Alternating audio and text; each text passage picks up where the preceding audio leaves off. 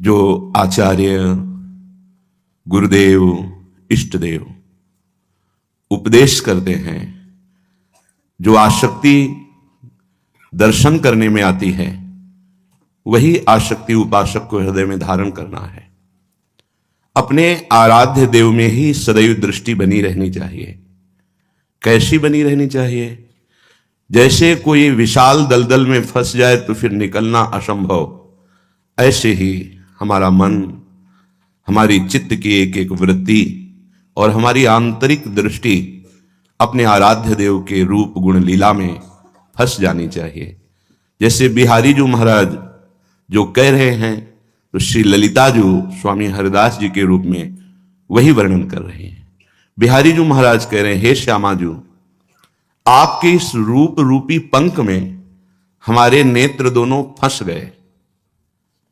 ये वो रूपवान हैं बिहारी जी, जो बड़े बड़े मुनियों के मन को मोहित करने वाले, त्रिभुवन को मोहित करने वाले, मदन को भी मोहित करने वाले, और स्वमन मनमोहन भी है। इतने सुंदर है कि इनका रूप लावण्य इन्हीं को मोहित कर लेता है।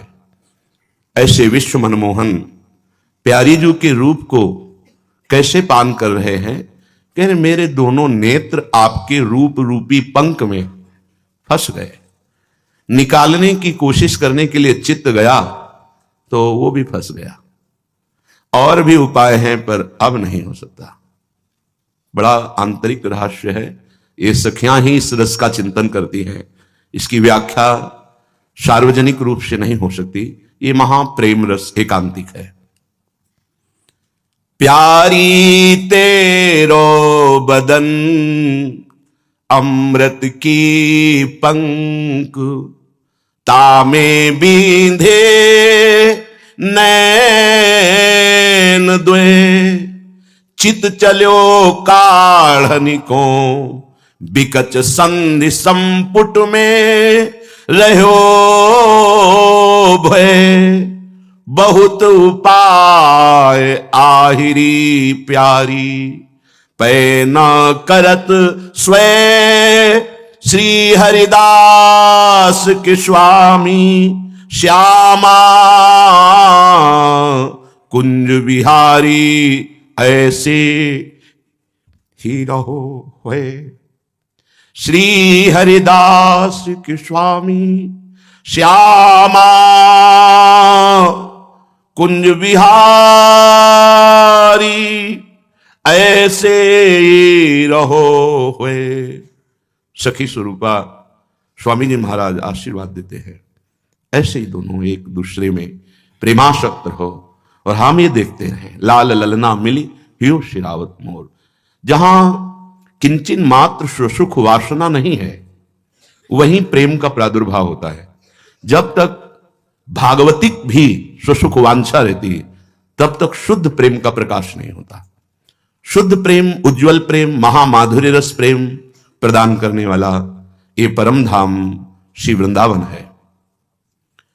यदि श्री वृंदावन धाम का आश्रय मिल जाए, वास मिल जाए, और कृपा से प्रेमी जनों का संग मिल जाए, ये तो ध्रुव सत्य है कि जब तक प्रेमी जनों का सानिध्य नहीं मिलेगा तो प्रेम प्राप्त होना दुर्लभ वस्तु है। शतमार्ग में भी चलना कठिन है। जैसे जहां बहुत फिसलन होती है, वहां हमें एक विशेष साथी की आवश्यकता होती है, जो चढ़ने में, चलने में, उतरने में बहुत प्रवीण है, गिर नहीं सकता। तो चढ़ने में परमार्थ, उतरने में व्यवहार। ना तो व्यवहार में ना परमार्थ में कहीं वो फिसल नहीं सकता। कौन? जिसका साथी कोई प्रेमी महाभागवत है। अर्थात जिसको महाभागवतों का संग मिल गया, वो इस प्रेम रंग में रंग जाता है। प्रेम या तत्वबोध, दो ही ये महान हैं जो हमें संसार से जीवन मुक्त करके महाआनंद देते हैं। अन्यथा बीच में माया का आक्रमण होता ही रहता है। ये दो स्थान हैं जहां माया की पहुंच नहीं है, एक आत्मबोध और एक भगवत प्रेम। बस शब्द का अंतर है। साधन मार्ग काफी दूर तक दोनों का एक ही चलता है। अंत में वो सब कुछ मैं में लय कर लेता है आत्मबोध, और यहां आप में लय हो जाता है। मैं का विस्मरण और आपकी स्मृति में खो जाना।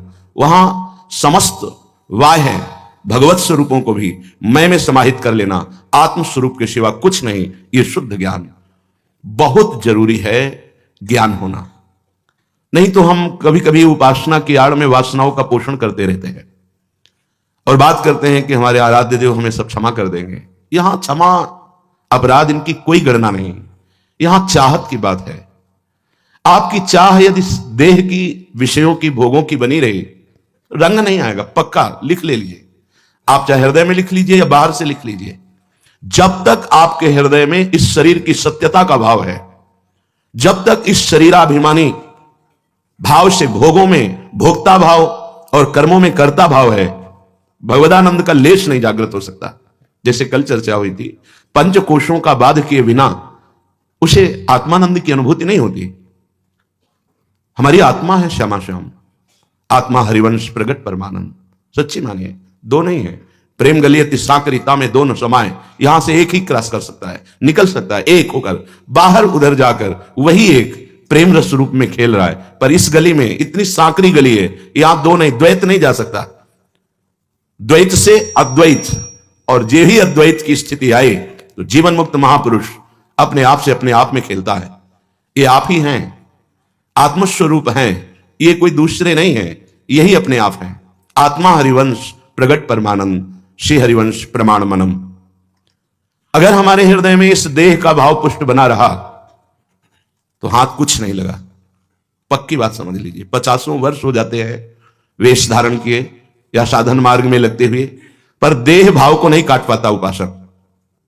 देह भाव बना रहने के कारण विकारात्मक स्थिति बनी रहती है और वो भ्रष्ट होता रहता है, और मन में फिर ये चलने लगता है, ठीक है चल तो रहे हैं, पर वो चल रहे हैं भ्रम से। चलना तब माना जाता है जब चित्त वृत्ति निर्विषय होकर आराध्य देव में तन्मय हो जाए। यह निष्ठा से होता है, ज्ञान निष्ठ, भक्त निष्ठ, नाम निष्ठ, गुरु निष्ठ, धाम निष्ठ, कोई एक निष्ठा जागृत हो जानी चाहिए। यहां विषय निष्ठा जागृत है, यहां अहम निष्ठा जागृत है, और इसको हटाना पड़ेगा। यदि परम सुख को प्राप्त करना है, परम पद को प्राप्त करना है, देह भाव रूपी इस राक्षसी भाव को मारना होगा। ये बहुत कड़ुआ, बहुत घृणित, महान दुख देने वाला है। सच्ची माने, ये देह भाव सबसे बड़ा दुश्मन है। इसी से सारे विकार, सारे फसाव, सारी योनियों में जन्म लेना, भटकना, ये इसी से चल रहा है। श्रीपाद प्रबोधानंद जी महाराज कह रहे हैं, मुझे अब कोई चिंता नहीं। क्यों? बोले मेरे हृदय में धाम निष्ठा जागृत हो गई है। निष्ठा परमात्मा स्वरूप है। किन्हीं किन्हीं भाग्यशालियों के हृदय में नाम निष्ठा जागृत होती है, गुरु निष्ठा जागृत होती है, इष्ट निष्ठा जागृत होती है। ये सब निष्ठाएं धाम निष्ठ में अपने आप आ जाती है। धाम निष्ठ नाम निष्ठ होगा ही, नाम निष्ठा वाला रूप आसक्त होगा ही, रूप आसक्त वाला लीला में प्रवेश पा ही जाएगा। प्रीतिस्तद वसति स्थले, जहां हमारे आराध्य देव लीला विलास कर रहे हैं, अत्यंत आसक्ति हो जानी चाहिए, प्रीति हो जानी चाहिए। फिर देखो नाम रूप लीला धाम अपने आप प्रकाशित हो जाएगा। जो भक्ति और ज्ञान को अलग अलग मानते हैं, अभी वो जानते नहीं। अंतिम परिणाम में थोड़ा अंतर हो जाता है, बचता एक ही है, चाहे ज्ञान से चलो चाहे भक्ति से चलो, एक ही बचता है। ब्रह्म नहीं, माया नहीं, नहीं जीव नहीं काल, अपनी हुस्न दिना रही। बिल्कुल ऐसा शास्त्र सम्मत ये भक्ति का परिणाम वर्णन कर रहे हैं। अपनी हुस्न दिना रही, मैं का विस्मरण, एक रहो नंदलाल, एक रहो नंदलाल। वहां न माया, न भगवान की भगवत्ता, न जीव का जीवत्व, एकमात्र आत्म तत्व, वो मैं हूं। बड़ा निर्मल, बड़ा सुंदर, परम पवित्र। ये जो समझ नहीं पाते, वो एक दूसरे की निंदा हेलना करते हैं, वो प्रपंची हैं, वो कोई साधक नहीं, न ज्ञान के साधक है, न भक्ति के साधक है। जो किसी भी संप्रदाय, धर्म, उपासक की निंदा करता है, वो किसी मार्ग का नहीं, वो प्रपंच मार्ग का है। चाहे जो भेष धारण की हो, प्रपंची के सिवा कोई नहीं हो सकता। क्योंकि ब्रह्मबोध को सर्वम खलमिदम ब्रह्म, और भक्त को जित देखो तित राममयी अश्यामयी, उसको निंदा करने का, प्रपंच करने का अवसर ही नहीं दिखाई देता। श्रीपाद कह रहे हैं, श्री वृंदारण्यवासे भवसि दृढ़तराचे त्वमासे तदासे निश्चिंतो हम शयानः किमपि न गणये दुःखमस्मिन् सुखं वा संतापं नेति चेतः कथमपि न किमप्यस्ति सत्कर्म मात्रम नो वा पापान्निवृत्तिर् न च हरिचरणाम्भोज भक्ति छटेति। पहले प्रार्थना है कि इस श्लोक की व्याख्या को देह भाव से ना लिया जाए। जैसे निश्चिंतोहम शयानः, मैं निश्चिंत होकर अब शयन कर रहा हूं। कहां? स्वरूप में। कहां? प्रियालाल की स्मृति में। ध्यान रखना, ये अपने लोग भाव नहीं समझ पाते। काहू के बल भजन को काहू के आचार, व्यास भरोसे कुंवर के सोवत पांव पसार। ये स्थूल देह की बात नहीं है, ये भाव देह की बात है कि अब साधन भजन इसका कोई कर्तव्य भाव नहीं रह गया है। अब तो बस गोरे चरणारविंद की ठसक में वही मेरा निवास हो गया है। श्री राधा जुग चरण निवास अर्थात हमारी आंतरिक स्थिति स्वामी जी के अनुराग रंग में है। तो अब मैं पैर पसार कर सो रहा हूं। कर्तत्व भाव गया, भोक्तत्व भाव गया और वो अपने स्वरूप में स्थित बात कर रहे हैं। हम लोग इसे लौकिक शब्दों में ले लेते हैं कि कोई को भजन का बल है, किसी को जितेंद्रियता का। हम तो स्वामी जी के बल पर पांव पसार के सो रहे हैं। ये तमोगुणी नींद तो साधक की चली जाती है, सिद्ध की तो बात ही क्या है। यहां बहुत सावधानी से समझा जाए, बड़ा महामहिम श्लोक है। कह रहे हैं कि अब मुझे कोई सत्कर्म की भी चिंता नहीं रही। कितनी ऊंची स्थिति है। किंचन मात्र मेरे में कोई सत्कर्म नहीं रह गया। तो विपक्ष जो है असत्कर्म, अधर्म। साधक अधर्म का त्यागी होता है और सत्कर्म का रागी होता है। सिद्ध सत्कर्म के भी राग और कर्तव्य भाव से रहित होता है। यहां संबोधन कर रहे हैं, ना किमप्यस्ति सत्कर्म मात्रम, जितने सत्कर्म है किंचन मात्र मेरे में नहीं है।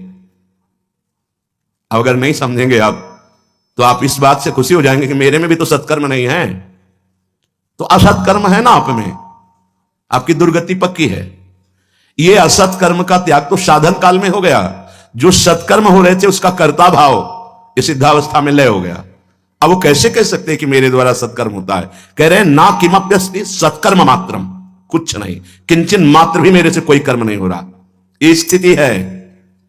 अब उसे ज्ञान में वर्णन करते हैं कि जितने सत और असत कर्म हैं ये देहाभिमान से होते हैं।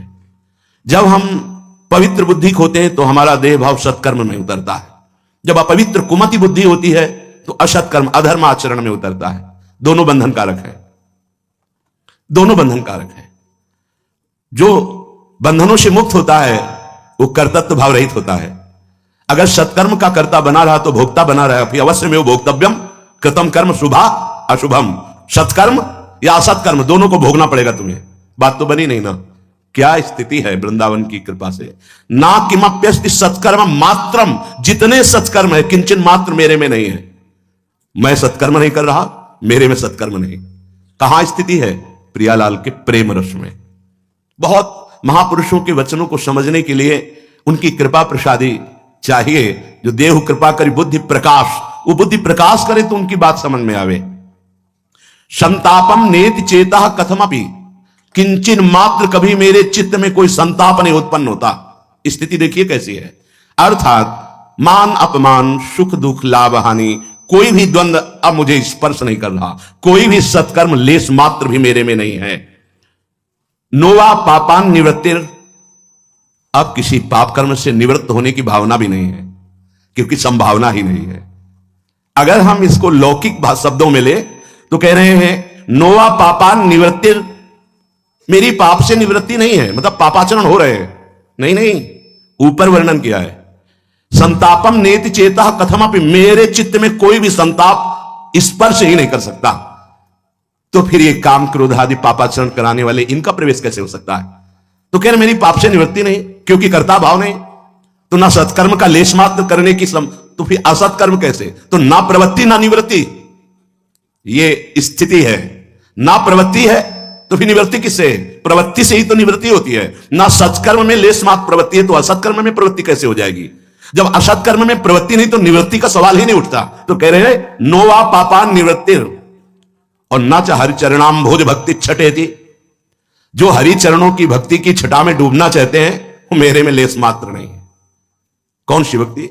जब इस वृंदावन प्रेम रस की प्राप्ति की तो कह रहे न देवैर न ब्रह्माद्यैर न खलु हरिभक्तैर न सुहृदा दिभिर यद्वै राधा मधुपति रहस्यम सुविदितम। जो राधा और प्राण प्यारे माधव का ये एकांतिक प्रेम रस है, न यहां देवताओं का प्रवेश है, न ब्रह्मा जी मां भागवत है, न उनका प्रवेश है, न खलु हरिभक्तैर न हरिभक्तों का प्रवेश है। तभी कह रहे हैं कि हरि चरणाम्भोज भक्ति छटेति नच में, मेरे हृदय में हरि के चरणों की भक्ति का छटा लेथ मात्र भी नहीं है। महाराज है क्या? बोले निश्चिंतो हम शयानहा, मैं प्यारी जू के गोरे चरणारविंद की छाया में अब निश्चिंत होकर शयन कर रहा हूं। किमपि न गणे दुखमस्मिन सुखम वा, अब न दुख का प्रवेश है मेरे हृदय में और न किसी लौकिक सुख का प्रवेश, मैं इनकी कोई गणना ही नहीं रखता हूं। आहा, क्या हो गया आपको? बोले श्री वृंदावन निवासे भवसी दृढ़तरा चेतुमासे तदासे, मुझे अब वृंदावन का अखंड वास मिल गया और वो दृढ़तर हो गया। अब मेरी कोई आशा ही नहीं बची है। क्यों? जिसके प्राप्त करने के बाद कुछ प्राप्त करना बाकी नहीं रहता, जिसके जान लेने के बाद कुछ जानना बाकी नहीं रहता, वो श्यामा श्याम है।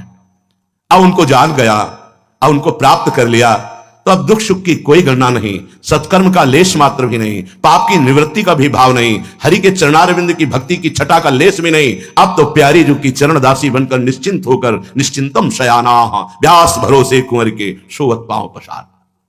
अगर इसका सही भावात्मक अर्थ न लिया जाए तो हो जाएगा कि श्रीपाद क्या कह रहे हैं। अब उसका लौकिक शब्दार्थ, यदि मुझे वृंदावन वास मिल गया, दृढ़ हो गया, तो अब मेरी कोई आशा नहीं, अब मैं निश्चिंत होकर शयन कर रहा हूं, चाहे दुख आवे या सुख आवे इसकी कोई गणना नहीं है, मुझे कोई संताप नहीं यदि पापाचरण हो जाए, और कोई सत्कर्म का लेश मात्र भी नहीं तो भी मेरे हृदय में कोई संताप नहीं, और हरि चरणारविंद की भक्ति की एक छटा भी नहीं, मुझे कोई परेशानी।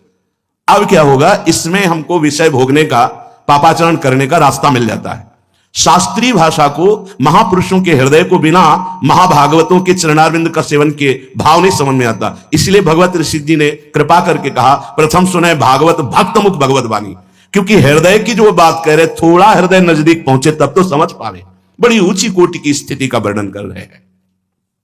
जब तक उपासक के हृदय में थोड़ा भी इस देह के प्रति ममता और भोगों के प्रति सुख बुद्धि है, तब तक वो धोखे में है। ये बात अच्छे से समझ ले।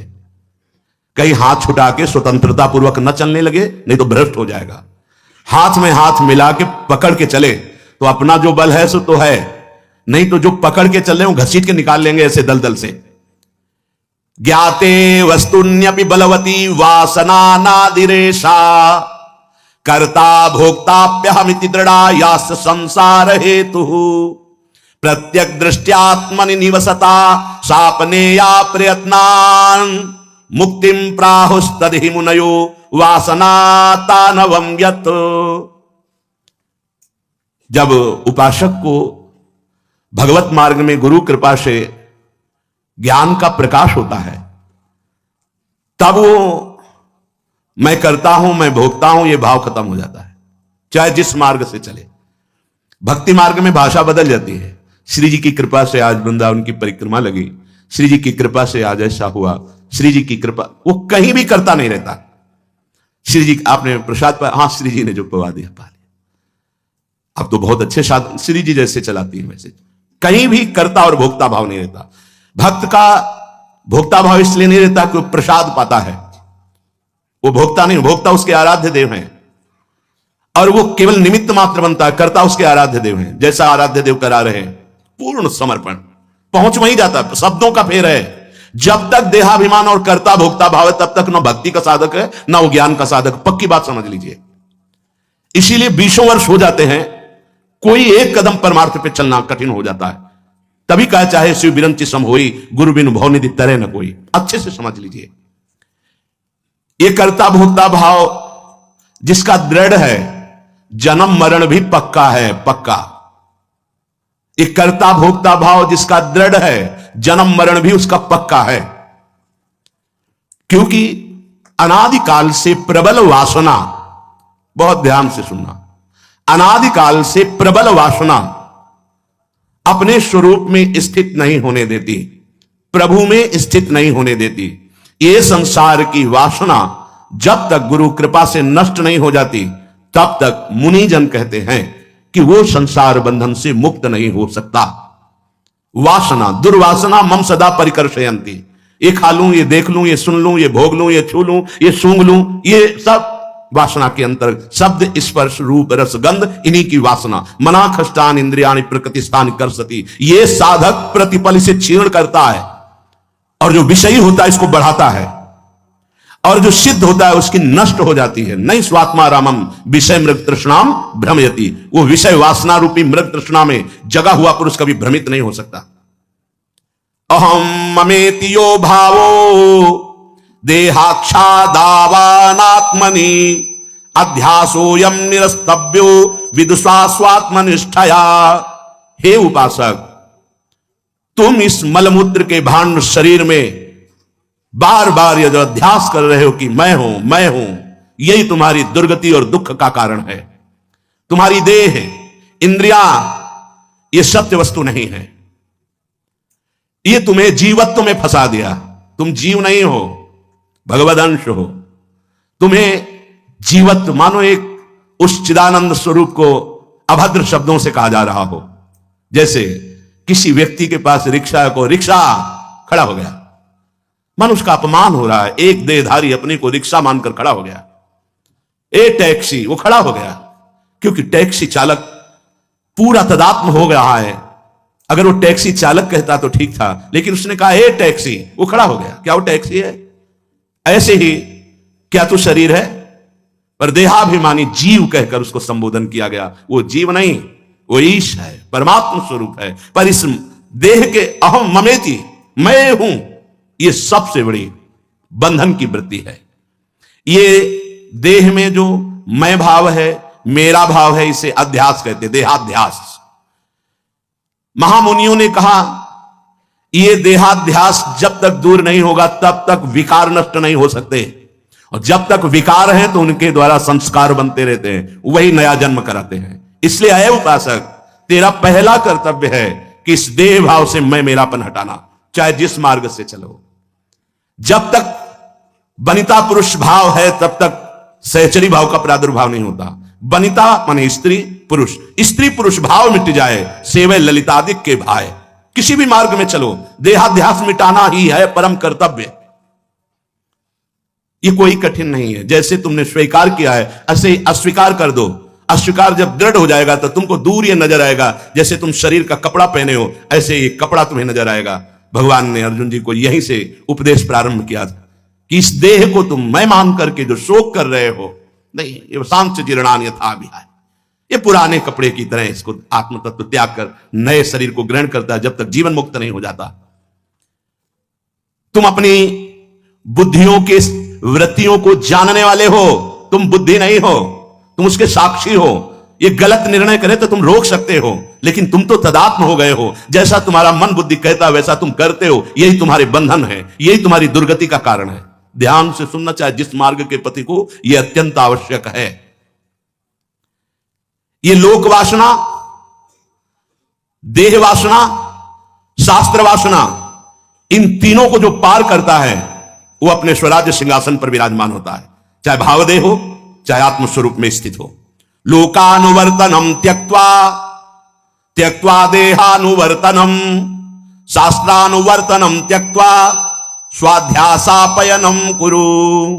ऐ उपासक, विविध शास्त्रों के स्वाध्याय में समय बर्बाद मत करो, यह शास्त्र जाल है। गुरु प्रदत्त मार्ग के केवल शास्त्रों का स्वाध्याय करके निकल जाओ। मार्ग विविध है, तत्व एक है, इसीलिए गुरु का वर्ण किया जाता है। केवल उनकी आज्ञा के अनुसार चलो, जो शास्त्र कहें, जो मंत्र कहें, जो उपासना कहें, जो भाव कहें, उसके अनुसार चलो। लोक वासना में उपासक बहुत बुरी तरह फंस जाता है। जब कोई साधना होती तो देह भाव को मिटाने की होती है, पर सदगुरु की शरण ना लेकर स्वयं गुरु बनने की लालसा, जो अहम भाव है, वो दूसरा रूप धारण करता है। अब जो भी साधना बड़े से बड़े कठिन तप को करेगा, लेकिन लोक सम्मान के लिए बोर्ड लग जाएंगे, इतने दिनों तक अन्नहार नहीं, इतने दिनों तक जलहार नहीं, इतने दिनों तक फल ये। अरे अच्छा, थोड़ा सा कोई दैवी संपदा जागृत हुई, उसका सदुपयोग करना चाहिए था अहम नाश के लिए, लेकिन उसका प्रयोग होने लगा समाज प्रदर्शन के लिए। लोक प्रतिष्ठा, मान्यता, प्रशंसा, मान नष्ट कर दिया उपासक को, नष्ट कर दिया। ये साधन किस बात का हो रहा था? देहाभिमान नष्ट करने का, देह भाव नष्ट करने का, देहाध्यास नष्ट करने का। चाहे जिस मार्ग से चला हो और देहाध्यास पुष्ट हो गया, कौन सा मार्ग है ये?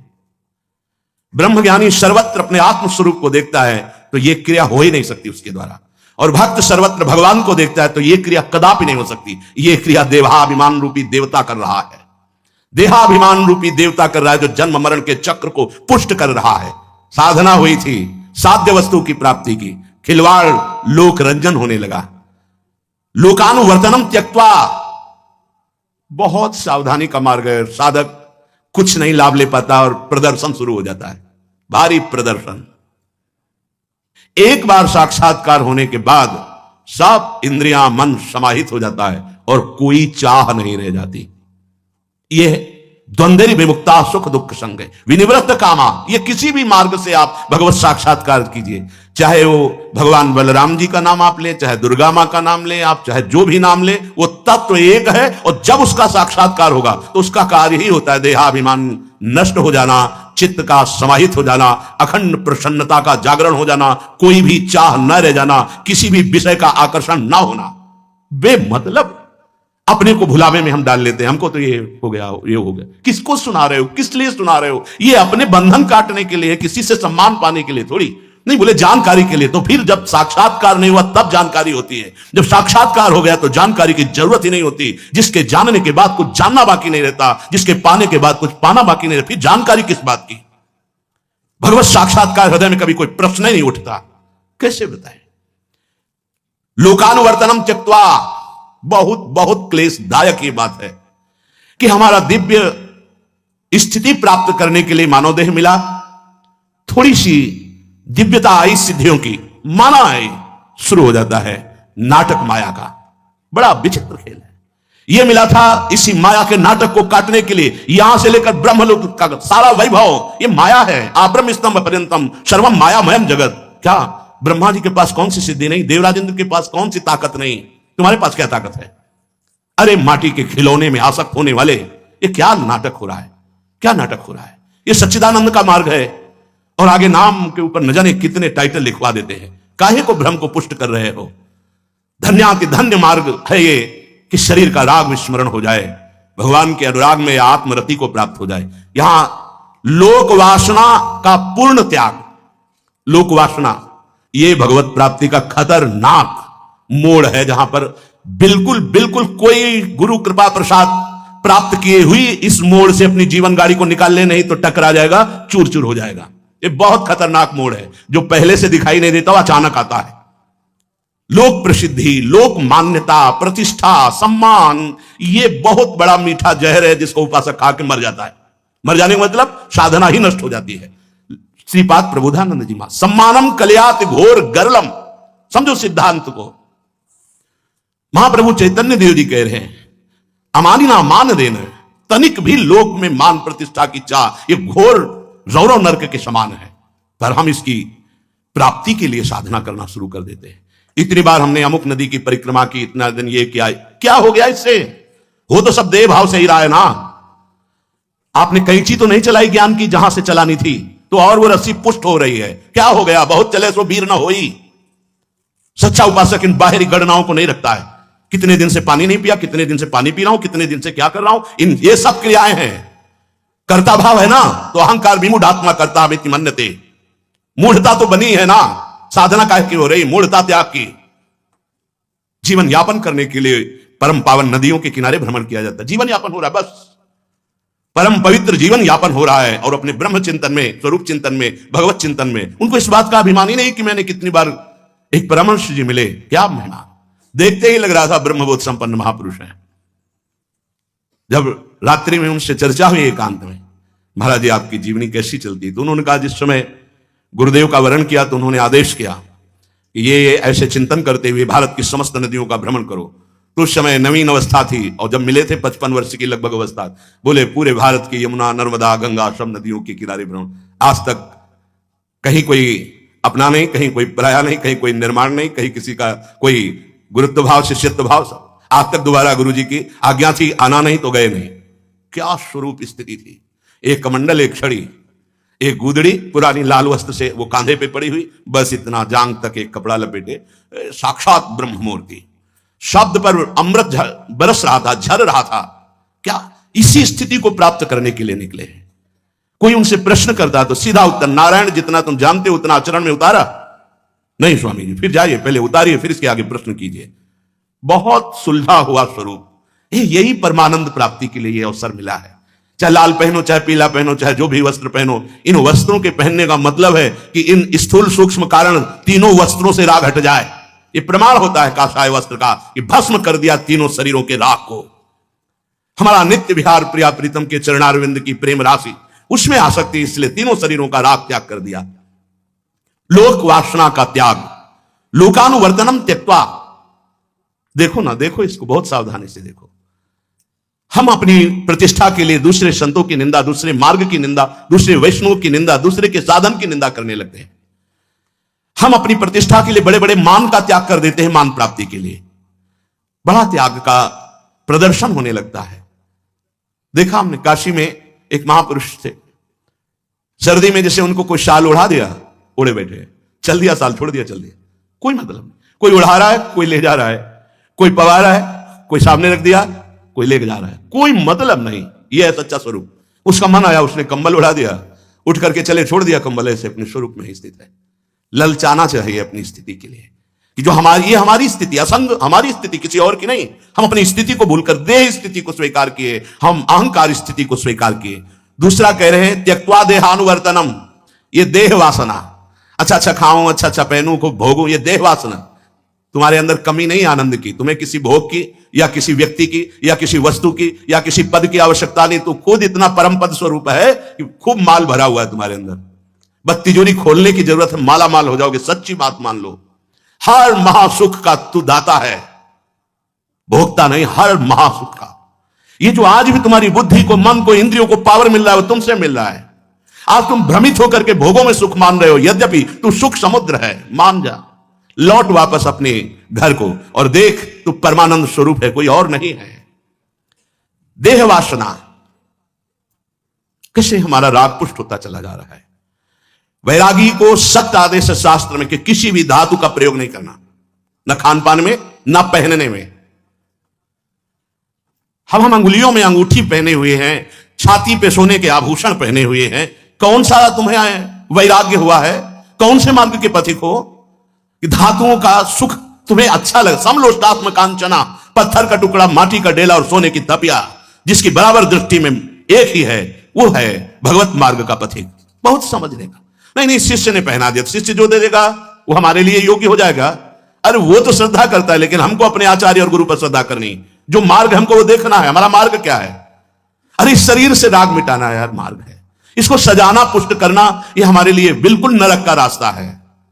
ये केवल भगवत प्राप्ति के लिए मिला हुआ एक ढांचा है। जितना प्रारब्ध वशात वस्त्र मिल जाता है आवश्यक, उससे शरीर को ढक लेते हैं। जो इसका प्रारब्ध है वो पा करके इसके प्राणों का पोषण करा देते हैं और खूब सतमार्ग के चिंतन में सहयोग दे रहा है, इसलिए इसका आदर करते हैं, अन्यथा नहीं। यदि स्वरूप बोध या भगवत आराधना नहीं है तो शरीर धारण किए हुए भी मरा हुआ वो टहल रहा है। जिनारी भगत हृदय नहीं आनी, जीवित सब समान थे, वो मुर्दा है, केवल विषय जीवन मुर्दा जीवन है। भगवत आनंद की प्राप्ति के लिए मानव देह मिला है। साधन धाम मोक्ष कर द्वारा, पाई न जे परलोक संभारा, सो परत दुख पावई, सिर धुनि धुनि पछताए, काल ही कर्म ईश्वर मिथ्या दोष लगाए। त्यक्त्वा देहानुवर्तनम, उचित आहार विहार, गृहस्थ है तो धर्म पूर्वक विषय का सेवन, निरंतर सत चिंतन, सत आराधन, सत्कर्म और सत्य को समर्पण, तभी बात बनेगी। अगर वैरागी है तो इसकी सत्ता ही मिटा देनी है। हमारे लिए कोई धर्म नहीं, कोई कर्म नहीं, एक ही परम धर्म है, आराध्य देव का चिंतन, आराध्य देव को रिझाना या आत्मस्वरूप में स्थित हो जाना। वैरागी का सबसे बड़ा परम धर्म है या तो भगवान के प्रेम में मतवाला हो जाए या स्वरूप बोध में स्थित हो जाए, दूसरा कुछ नहीं। ये सब कुआं बनवाना, बावड़ी बनाना, धर्म कार्य करना, ये सब गृहस्थ धर्म के हैं। उन्होंने धन संग्रह किया, प्रवृत्ति मार्ग में लगे, अब जगत मंगल के लिए प्याऊ खुलवा दिया, अस्पताल खुलवा दिया या आदि आदि। हमारा पहला काम होना चाहिए लोक और देहाध्यास दोनों का नाश, स्वरूप स्थित। फिर वो खिलवाड़ करते रहते हैं, उनको कोई फर्क नहीं पड़ता। जब तक स्वरूप बोध ना हो जाए, भगवत अनुराग में ना, तो व्यवहार का आदर नहीं होना चाहिए। वैरागी के हृदय में एकमात्र अपने आराध्य देव की सेवा, आराध्य देव का चिंतन, आराध्य देव में लगे हुए ही उपासकों का संग, थोड़ा भी आराध्य देव से बिलक वृत्ति दिखाई दे तत्काल त्याग देना चाहिए। असंग हम इस जीवन में अब चूक नहीं होने देंगे। हम अपने आराध्य देव की प्रेम प्राप्ति के लिए या अपने आत्मस्वरूप के बोध के लिए। और शास्त्र वासना, ढेर सारे शास्त्रों का ज्ञान है, चले एक कदम नहीं है। ये तर्क वो तर्क, ये शास्त्र वो शास्त्र, यहां कह रहे हैं शास्त्रानुवर्तनम त्यक्त्वा। बार बार बार बार अनेक शास्त्रों के स्वाध्याय से तुम्हें क्या मिल जाएगा? सीधी भाषा। गधे के पीठ में चाहे मिट्टी लाद दो, चाहे वेद लाद दो, उसको बाहर से मतलब है। ऐसे बुद्धि में तुम चाहे जितने शास्त्र कंठस्थ कर लो, आगे आएगा इसमें। यदि मनन करके उस वस्तु को प्राप्त नहीं किया तो शास्त्र ज्ञान व्यर्थ, किस काम का? केवल अभिमान पुष्ट करने के काम में आएगा। लाद कर गाड़ियों में चलते थे दिग्विजयी, और जब हरिवंश महाप्रभु की शरण में हुए तो यमुना जी में प्रवाहित कर दिया जितने शास्त्र गाड़ी में लाद कर चलते थे दिग्विजय करने के लिए। एक बात, जय सीत हरिवंश प्रपंच बंच सब ये काल ब्याल को खायो, यह जी जानी श्याम श्यामापद कमल सिंह सिर नायो। आज तक जीवन भर उनकी वाणी हमको बल देती है। जिनको महाप्रभु ने उपदेश किया उनकी वाणी आज हमको बल देती है। केवल एक पद का उपदेश पूरे विद्वता को धूल धूसरित करके अनुराग रंग में रंग दिया, और वो ऐसे रंगे कि आज उनकी वाणी हमको और कल चाहे जो आगे हो उनको बल प्रदान करता रहेगा। यह जो एक मन बहुत ठोर करी कहीं कौने सच पायो, इस पद का वो विद्वान थे चिंतन किया और जीवन भर श्याम श्यामा के प्रेमी जनों की सेवा में अपने जीवन को बिताकर महान लीला में प्रवेश कर गए, जीते जी लीला में प्रवेश कर गए। हमें उन शास्त्रों से क्या प्रयोजन जिस मार्ग में नहीं जाना? हमको श्यामा श्याम के चरणों में जाना है। हमें इतना ज्ञान जरूरी है। ये शरीर, सूक्ष्म शरीर, कारण शरीर, यही हमें फांसे हुए। हमारा स्वभाव, हमारी मन बुद्धि चित्त इंद्रियां, ये हमारा स्थूल देह। बहुत बड़े वैरागी की आवश्यकता है। जैसे आत्मबोध में ऐसे प्रेम में। जगते भयो फिरे वैरागी, श्री वृंदावन रस में अनुरागी। जग, ये तीन जग, स्थूल जगत, सूक्ष्म जगत, कारण जगत, जिनको बाहर तीन लोग कहा जाता है, वो तीन है। चाहे प्रेमी बनना चाहो, चाहे ज्ञानी बनना चाहो, आत्मबोधवान, दोनों को ये जरूरी है तीनों राग त्यागना। जब उपासक गुरुदेव के चरणों में बैठ करके शास्त्र श्रवण करता है, मार्ग का श्रवण करता है, तो लोक वासना, शास्त्र वासना और देह वासना, ये तीनों क्षय हो जाती है। तब उसे ठीक ठीक ज्ञान होता है। इसीलिए शास्त्र स्वाध्याय अलग से करने का नहीं, गुरुदेव की आज्ञा से वो जो आज्ञा करे वो वही शास्त्र का स्वाध्याय करे। हमें लगता है कि यदि आप सत्संग सुनते हो तो आपको और कुछ पढ़ने की जरूरत नहीं पड़ेगी। इसका मनन करो, सब शास्त्रों का सार, कहां से कौन से श्लोक को किस जगह आपको देना है, कैसे रस में डुबो के देना है, वो सब प्रभु भेजते रहते हैं। आप सुनो और उसको ग्रहण करो। इस संसार का कारागार है देह, संसार का कारागार। जैसे भारत का कारागार मानो तिहाड़ जेल, बड़ी जेल, ऐसे सबसे बड़ी जेल संसार की है मानव देह। इसमें इच्छा रूपी दंड दिया जाता है। इस कारागार में ये जो इच्छाएं हैं, ये भोग लूं, ये देख लूं, ये प्राप्त कर लूं, ये पद प्राप्त, इतनी संपत्ति, ये दंड है, क्योंकि तेरे को कुछ नहीं चाहिए। तो महान परमानंद स्वरूप है ब्रह्मज्ञ सदगुरुदेव। देखते हैं कि उसके हृदय में तीन बेड़ियां पड़ी हुई हैं, कंचन, कामिनी, कीर्ति की बेड़ियां, लोक वासना, शास्त्र वासना, देह वासना की बेड़ियां। वो इन बेड़ियों को ज्ञानोपदेश के द्वारा कटवा देते हैं और इस जेल से मुक्त करा देते हैं। ये देह रूपी, इच्छा रूपी जेल, ये इच्छा दंड है जो जिसको आप जीवन माने हुए हो। इच्छा रूपी, इच्छा खत्म तो तेरा बंधन खत्म। जा ही न चाहिए कबहु कछु, तुम सन सहज सरेह, बसहु निरंतर तासुर सोरावर निजगे। जिस प्रकार जल के संसर्ग से वस्तु दुर्गंध युक्त हो जाती है, कोई भी बहुत काल तक जल में रखो, जैसे मछली से दुर्गंध आती है, ऐसे शौभरी जी के शरीर से आती थी, क्योंकि वो जल के बहुत संसर्ग से दुर्गंध युक्त हो जाती है। चाहे वो अगर हुई क्यों ना हो, उसके ऊपर दुर्गंध छा जाएगी। चतुर खिलाड़ी उस दुर्गंध को जब हटाएगा तो अगर की सुगंध आ जाएगी। ऐसे ही बहुत काल से दुर्वासनाओं का खेल खेलते हुए बड़ा चिदानंदमय आनंदमय आपका स्वरूप है, उसके ऊपर ये मल लग गया है, आवरण विक्षेप, मल आवरण विक्षेप। कोई चतुर उपासक इन तीनों को जब हटाता है तो महान आनंदशाली अपने आत्मस्वरूप का अनुभव करके कृतकृत्य हो जाता है। उपासक को चाहिए कि ये सब अनात्म वस्तुएं हैं, अनात्म, नाशवान, क्षणिक, दिखाई देती है नहीं, दिखाई देती है नहीं, ये नहीं है। एक दिन इस शरीर को देखा बाल्यावस्था, एक दिन देखा यौवन अवस्था, अब धीरे धीरे बुढ़ापा, जरावस्था, फिर एक अवस्था आएगी जिसको तुम देख नहीं पाओगे, जिसे कहते हैं मृत्यु अवस्था। कहां गया वो बाल्यावस्था, कहां गई वो यौवन अवस्था? बोले वो तो निकल गई, नहीं थी ही नहीं, ये केवल भ्रम है, ये पूरा का पूरा शरीर भ्रम है। सच्ची मानिए, जैसे स्वप्न में आपने जिस शरीर को देखा था वो भ्रम था, जागने पर पता चला, ऐसे जागृत अवस्था का शरीर भ्रम है। जब तुम्हें सच्चा ज्ञान हो जाएगा तो पता चल जाएगा। आए उपासक, अपने हृदय में छिपी हुई वासना को खोज खोज करके नष्ट कर दो, नहीं तो तुम्हें नष्ट कर देंगी। ये बहुत काम की बात है। दुश्मन तुम्हारे घर में छुपा हुआ है, बाहर नहीं खोजने की जरूरत है। दुर्वासना तुम्हारे हृदय में छुपी जो तुम्हारा नाश करेगी।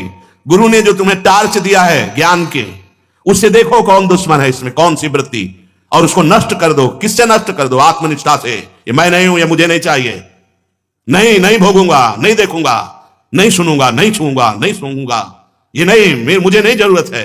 धन्य है उपासक जिसके अंदर ना आ गई है नमम, ये मेरा नहीं, मुझे नहीं चाहिए।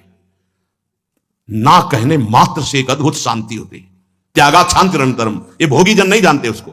मैं नहीं भोगूंगा, इतने मात्र में जो सुख उत्पन्न होता है उसे शांति कहते हैं। और जब भोग वस्तु भी ब्रह्म रूप दिखाई देने लगेगी तो परम शांति मचिरेणाधिगच्छति, वो परम शांति को प्राप्त हो जाता है। रहस्य को समझो अध्यात्म के। मन जैसे ही छुपी वासनाओं का बुद्धि के द्वारा त्याग होता है तो अंतर्मुख होने लगता है। अंतर्मुख जैसे जैसे होता है उसकी वासना हटती चली जाती है, और वासना जहां हटी तहां अपने स्वरूप का अनुभव हो गया, जीवन मुक्त हो गया, जीवन मुक्त। बस ये समझ लो कि बहुत बड़े का राजकुमार फुटपाथ में भीख मांगते घूम रहा है, उसको बोध नहीं है। बोध हो जाए तो चक्रवर्ती सम्राट पद है उसका। यही स्वराज सिंहासन आत्मस्वरूप भगवत स्वरूप। चित्त वृत्तियों को जिसने रोकना जान लिया वही अपने भगवदानंद में स्थित हो जाता है। स्वरूपानंद, भगवदानंद, प्रेमानंद, विज्ञानानंद, गंध, परमानंद, न जाने कितने नामों से उस आनंद को संबोधित किया गया। जो अपनी वृत्तियों को भोगों से रोकना सीख लिया वही साधक, और जो मन चाहा वही कर बैठा वही विषयी। योगी अपने मन को नष्ट कर देता है, मन भोगी को नष्ट कर देता है। योगी अपने मन को नष्ट, वासना नाम क्षयश्चातः मनो नश्यति योगिनः। चित्त वृत्ति से एक एक वासना का नाश कर दिया, मन ही खत्म हो गया। अब ब्रह्म रूप मन हो गया। इंद्रियाणाम मनश्चास्मि, साक्षात श्री कृष्ण मन हो गए। भाई समझना है, मनो नश्यति योगिनः, वो मन का ही नाश कर देता है। वासना नाम क्षयश्चातः, जिसने समस्त वासनों का नाश कर दिया। एक एक वासना का नाश करो ढूंढ ढूंढ के हृदय से। ये देखो परमार्थ है, ये अध्यात्म है, ये भगवत मार्ग है। समस्त कामनाओं का नाश जिसके हो गया वही भक्ति को प्राप्त हो। सकल कामनाहीन जे राम भगति रस लीन। वासना नाम क्षय चाहता है मनो नश्यति योगिना। वासना का क्षय हुआ कि मन का योगी नाश कर देता है। जो मन बंधन कारक था अब वो मर गया, अब चिदानंद मन लीला में प्रवेश करके सुख देता है। ये रजोगुण, तमोगुण, शतोगुण ये हमारा पिंड नहीं छोड़ रहे, बार बार अपना प्रभाव दिखाते चले जा रहे हैं। शुद्ध शतोगुण का आश्रय लेकर इन दोनों गुणों पर विजय प्राप्त कर लो। आपका खान पान, व्यवहार, बोलचाल सात्विक होना चाहिए, देखना सुनना सात्विक होना चाहिए। शरीर की चिंता छोड़ो, ये प्रारब्ध के अनुसार चलेगा। इसके सुख दुख का संयोग पहले से निश्चित हो चुका है।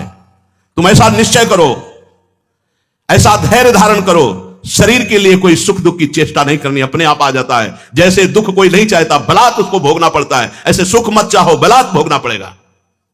तुम चाहो मुक्त होना इस शरीर से, चाहो भगवत चरणारविंद का प्रेम पाना, ये चाह करो। ये सुख दुख की चाह है, ये बहुत सुलझा हुआ सत्संग है। अगर आप समझ पाओ, यत्न पूर्वक अपनी चाह को मिटा दो सुख की बाहे से, तो तुम ऐसे महासुख को प्राप्त हो जाओगे। जबरदस्ती दुख भोगना पड़ रहा है, कौन चाह रहा है? ऐसे जबरदस्ती अन मांगे आगे आवेगो, जो पल लागे पल को। मैं तो गृहस्थ हूं, मैं तो स्त्री हूं, मैं पुरुष हूं, मैं जीव हूं, यही तुम्हारी दुर्गति करा रही है। अरे तुम भगवत स्वरूप हो, जागो। तुम स्वप्न में फंसे हुए हो। जो गुरुदेव कह रहे हैं, जो शास्त्र कह रहे हैं वो सत्य है, तुम्हारी सोच गलत है। तुम ना स्त्री हो, ना पुरुष हो, ना जीव हो। जीव कहा गया शरीराभिमानी के कारण। बोधवान मुनियों ने जो कहा, जो शास्त्रों ने कहा, जो संतों ने कहा, उसे सुनो। जब भक्ति मार्ग में चलते हैं तो कहा जाता है तुम भगवान के दास हो, निज जन हो।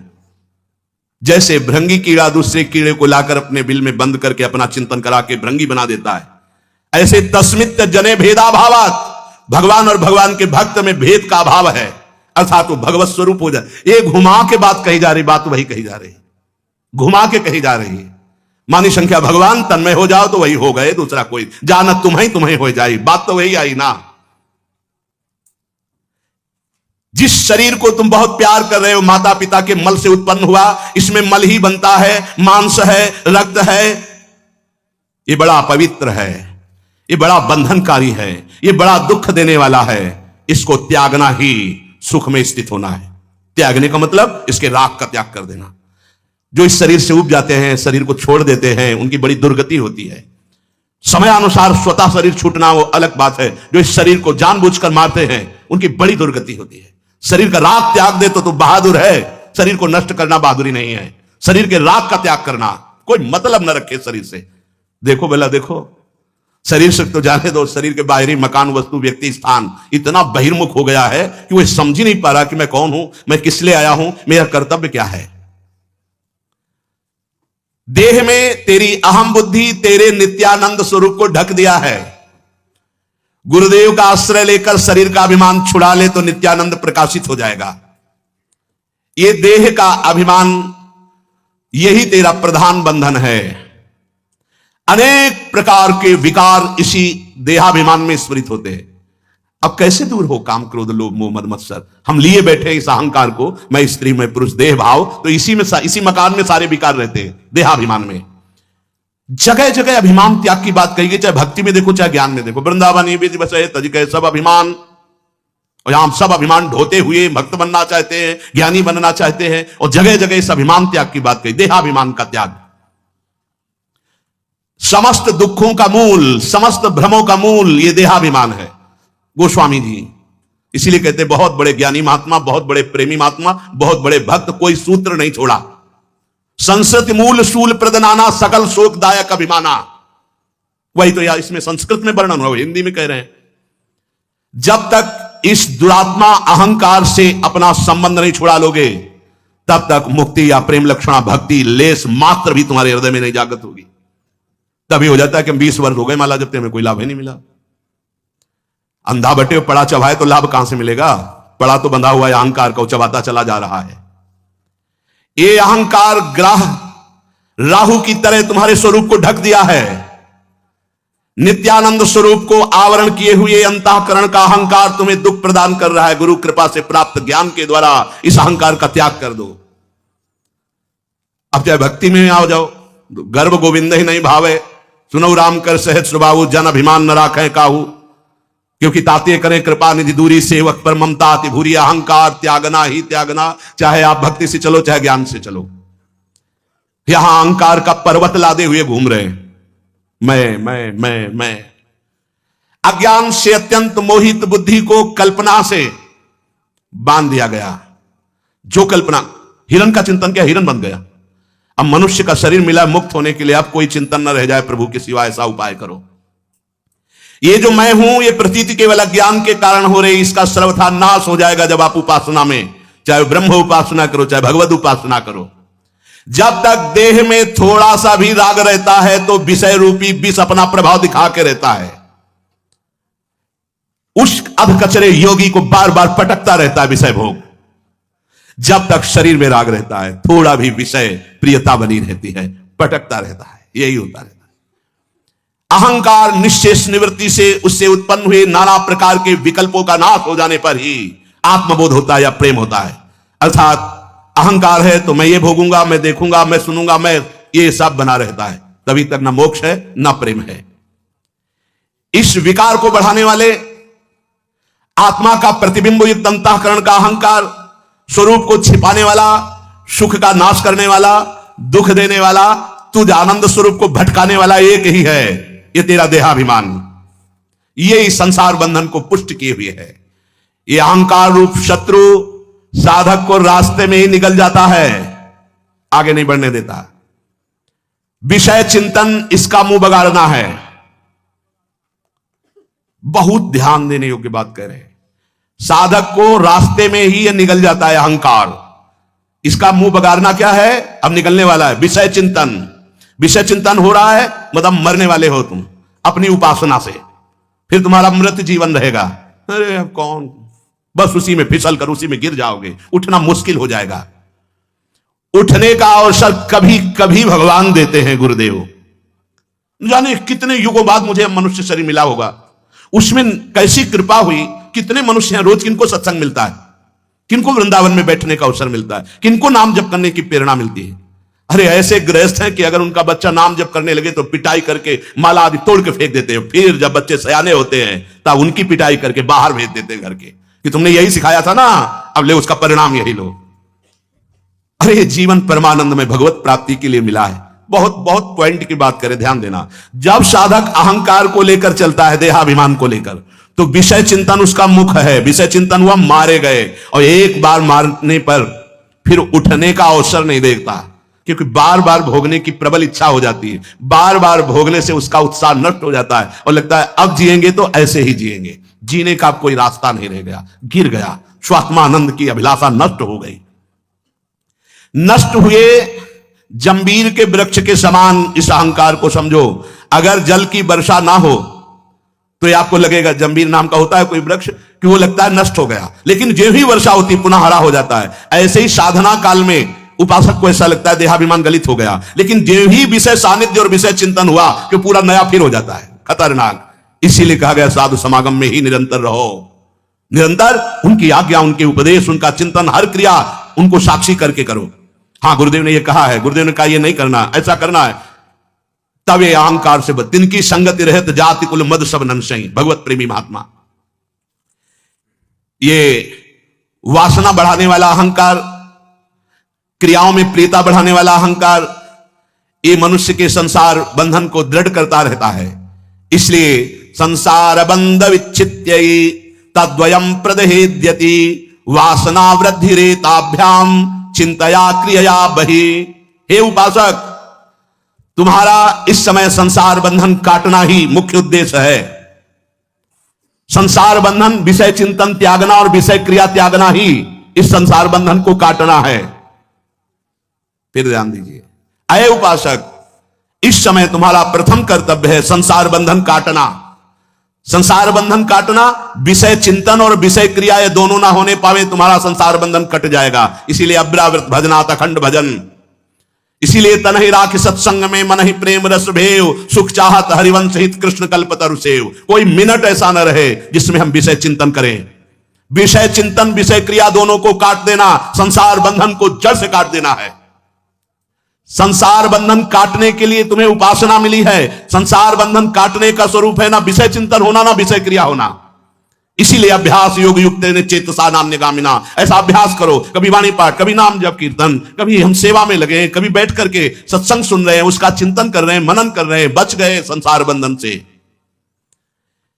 इन दोनों से आत्मस्वरूप का बोध नहीं हो पाता, विषय चिंतन और विषय क्रिया। एक बार किसी ज्ञानी महात्मा से मिलने के लिए पूज्य भाई जी से हनुमान प्रसाद पोद्दार जी गए, और वो किसी शास्त्र विरुद्ध आचरण को प्रमाणित करके अपने पास रखे हुए थे और वैसा ही क्रिया करते थे।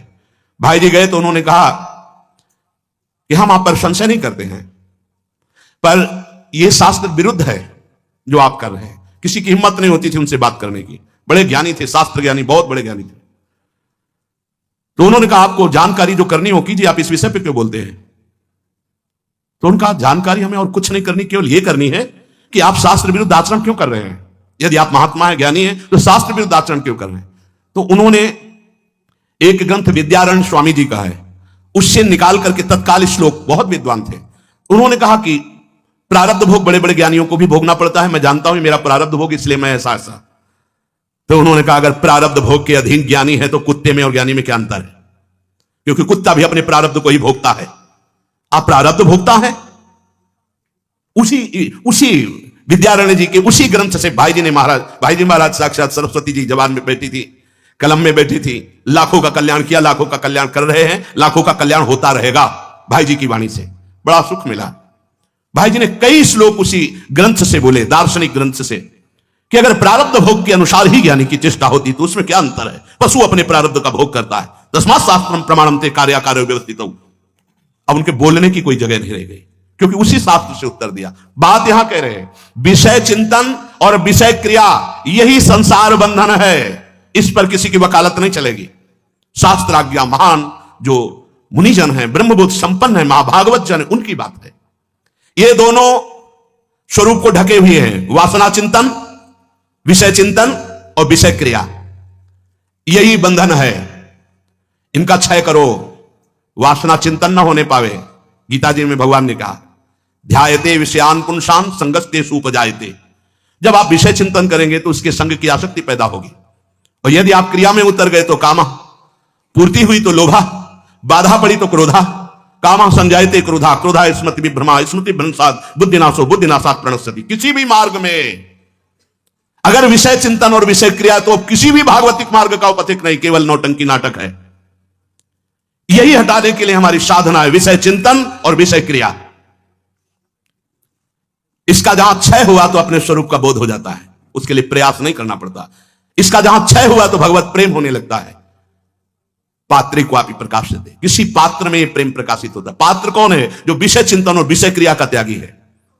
पूज्य सदगुरुदेव भगवान जब गिरिराज जी की परिक्रमा साथ दे रहे थे, तो जब पूज्य बाबा की समाधि आई पंडित गया प्रसाद जी की, तो बैठे जाकर समाधि के पास और कहा, जानते हो ऐसे महापुरुष कभी कभी प्रकट हुआ करते हैं। क्यों? क्योंकि बाबा वैराग्य प्रधान अनुराग मार्ग में थे। आजीवन वैराग्य की कसौटी पर कसे रहे।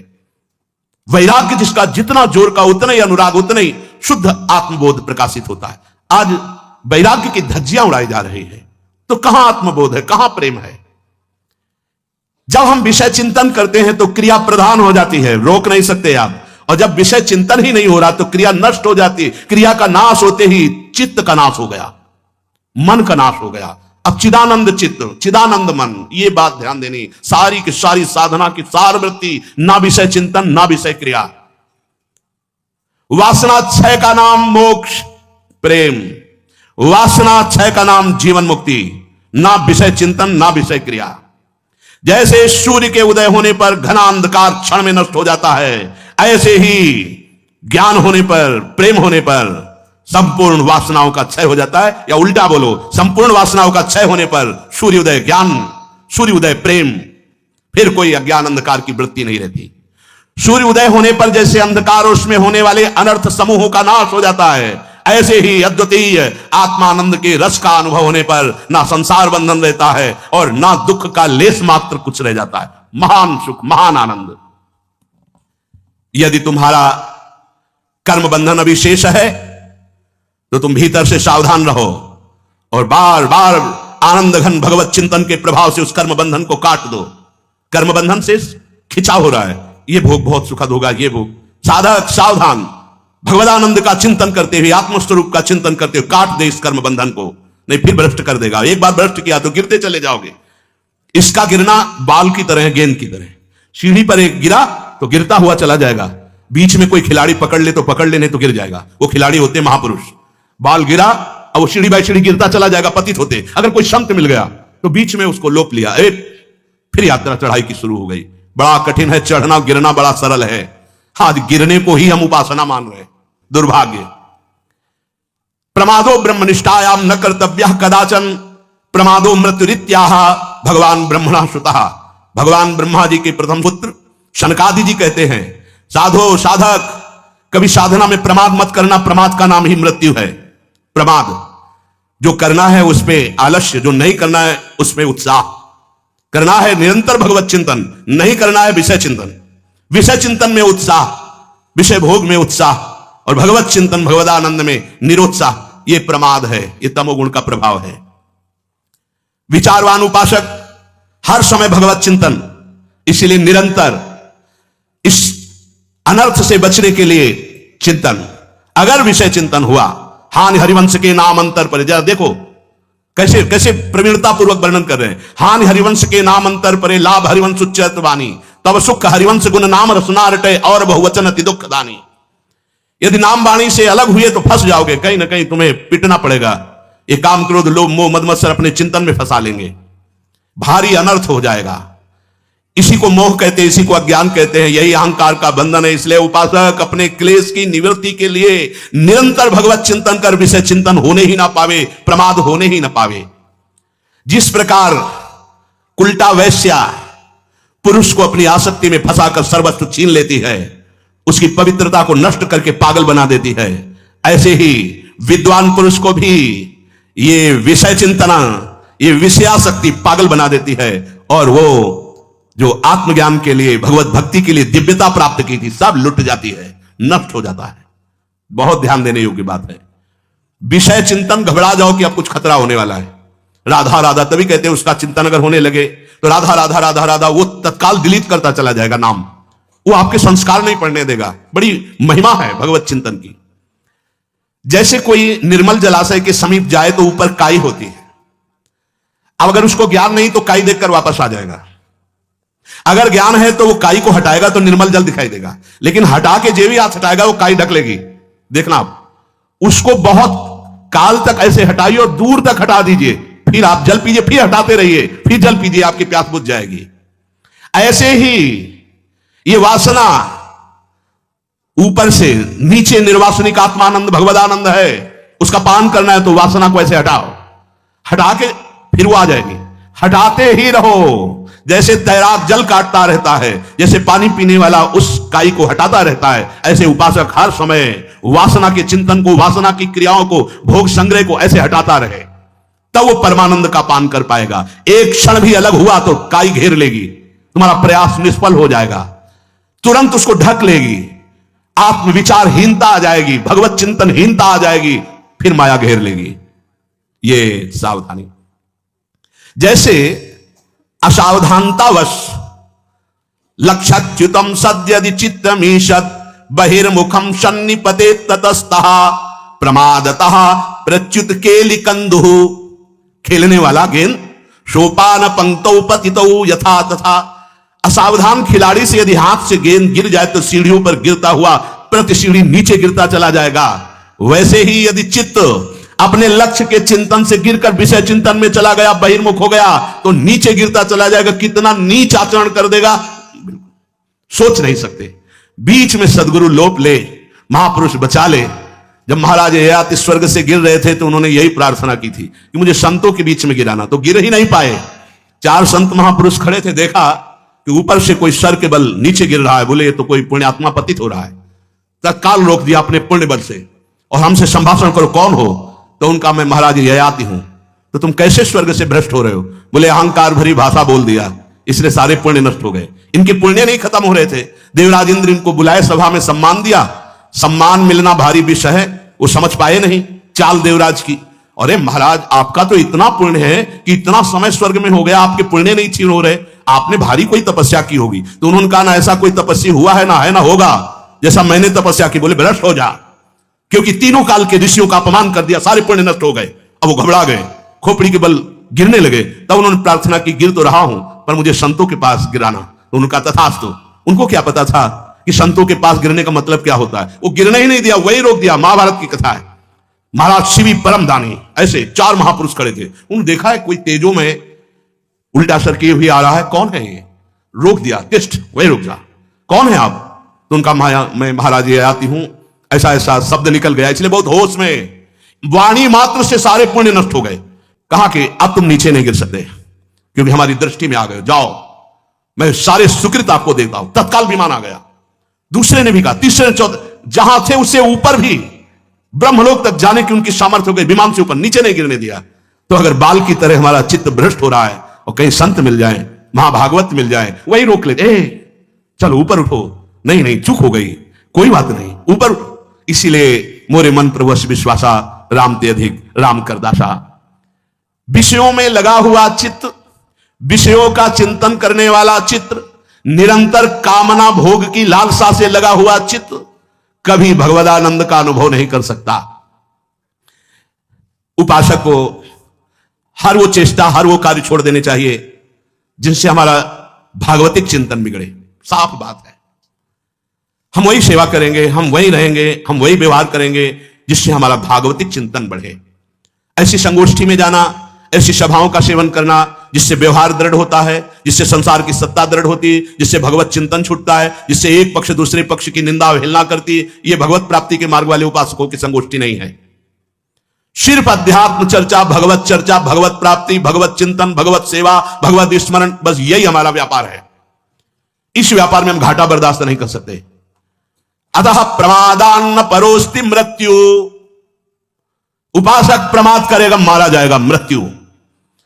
विषय चिंतन ही मृत्यु है, परमात्म चिंतन ही अमृतत्व है। मृत्युर्मा अमृतम गमय, तमसोमा ज्योतिर्गमय, अस्तोमा सदगमय। असत संसार से सद की यात्रा, मृत्युलोक मृत्युमय संसार से अमृत की यात्रा। विषय चिंतन मृत्यु है, असद है, भगवत चिंतन ही सद है। विषय चिंतन ही तम है, भगवत चिंतन ही ज्योतिर्मय है, तमसोमा ज्योतिर्गमय। अतः प्रमादान्न परोस्ति मृत्युर्विवेकिनो ब्रह्मविदा समाधौ, समाहिता सिद्धि मुपैति सम्यक समाहितात्मा भव सावधान। सावधान उपासक ब्रह्मवेत्ता महापुरुष का संग करते हुए हर समय भगवत चिंतन परायण रहना। अगर तुम प्रमाद करके विषय चिंतन करोगे तो तुम्हारी मृत्यु हो जाएगी। परमार्थ से नष्ट हो जाना इस सर्वनाश कहा जाता है।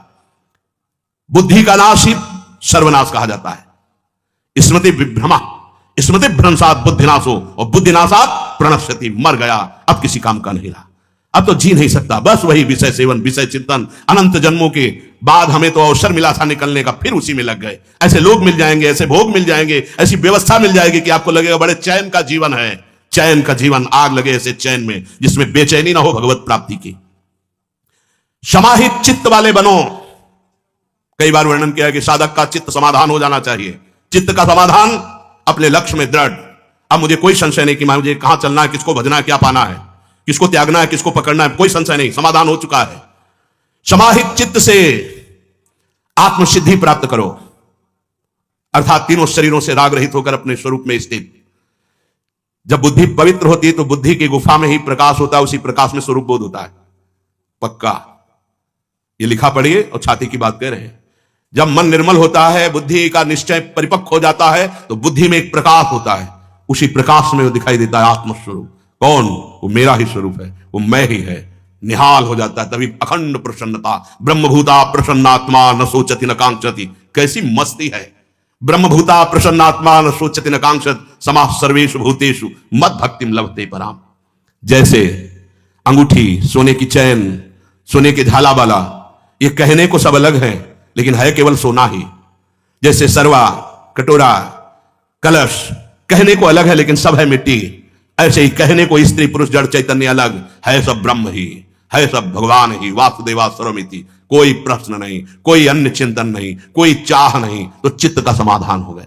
ये इसी स्थिति के लिए सत्संग हो रहा है, इसी स्थिति के लिए तुम्हें अवसर मिला है। ये भोग तो पशु पक्षी भी भोग रहे हैं। एक जन्म प्रभु को दे दो जिससे महान बन जाओगे, जिससे सुखी हो जाओगे, जिससे तृप्त हो जाओगे। ऐसी तृप्ति न सोचति न कांक्षति, न कोई सोच रह गई, न कोई चाह रह गई। इसलिए इस शरीरों का राग मिटाना ही हमारी साधना है, और यह बहुत कठिन हो रहा है क्योंकि अंतःकरण मलिन है। इसलिए भगवत स्वरूप गुरुदेव का आश्रय लेकर निरंतर गुरु प्रदत्त नाम मंत्र को जपिए, फिर अपने आप खुद अपने आप से अपने आप का अनुभव कर लेंगे। लेकिन इस जीवन को मनोरंजन में मत काटिए। ये जो आपने संसार के मनोरंजन को सुख मान रखा है, केवल समय नष्ट किया जा रहा है, क्योंकि तुम दिव्य हो और दिव्यानुभूति तुम्हारी ना हो पावे, इसीलिए माया तुम्हें मनोरंजन में फंसाए है। सावधान, जागिए, उठिए। जैसे अर्जुन से कह रहे कि उत्तिष्ठ परंतप, चढ़ा गांडीव पर प्रत्यंचा और मार अधर्मियों को। ऐसे खड़े हो जाओ कमर कस के, और गुरु प्रताप का स्मरण करके मार काम क्रोध लोभ मोह मद मत्सर को, और इन पर विजय प्राप्त करके स्वराज्य सिंहासन अपने स्वरूप में स्थित हो जा। अपने भावदेव को प्राप्त कर अपने आराध्य देव के समीप पहुंच जा। यही जीवन का लाभ। नहीं बार बार जन्म मरण, बार बार दुख सुख के थपेड़े कब तक सहेंगे? कोई उपाय नहीं। सच्ची मांगिए। जिनके पास बहुत धन ऐश्वर्य वैभव पद है, वो अशुभ प्रवाह करके रोते हुए अपनी बात कहते हैं, तो आप उसी की चाह में जीवन नष्ट कर रहे जो उनको प्राप्त होने के बाद भी घोर अशांति और चिंता है। एकमात्र तुम्हें निश्चिंत करने वाला, परम शांति प्रदान करने वाला मार्ग अध्यात्म है। भगवान की प्राप्ति के बिना तुम्हें कहीं भी शांति नहीं मिल सकती। इसलिए निरंतर नाम जप करते हुए भगवद आश्रित रहिए।